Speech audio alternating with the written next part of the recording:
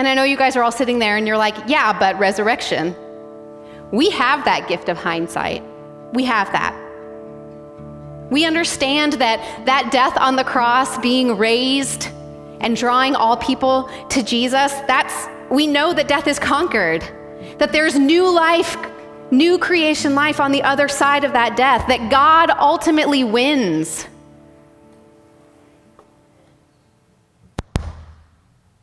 But John said this last week, and Bud says this also often, the how matters.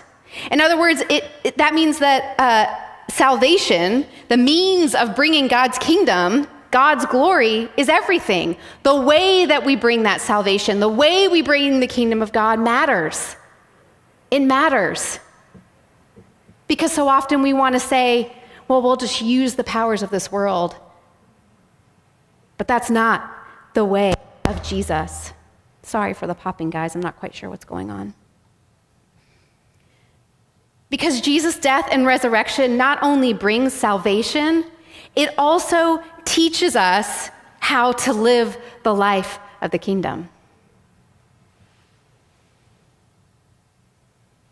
So what does that mean for us? As is my way, I'm going to talk about some personal things and some corporate things, because these both are important. So if the way of Jesus is the way of death, what does that mean for us on a personal level?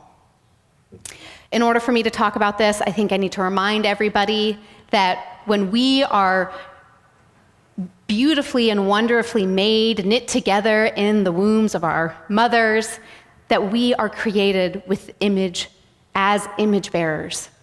That is who we are at our core. It is who God has created us to be.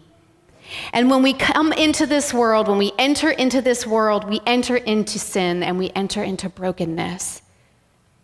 It is what we put on ourselves, and it is what is put on us. So when we choose the life of the way, when we choose the life of Jesus, what we're choosing to die to is the baggage, the stuff that we put on ourselves to dim our image-bearing nature. It's the stuff that has been put on us by those around us. And so what we die to is this false sense of who we are. And with each surrender, with each death, that image-bearing part of us is able to find freedom in that journey.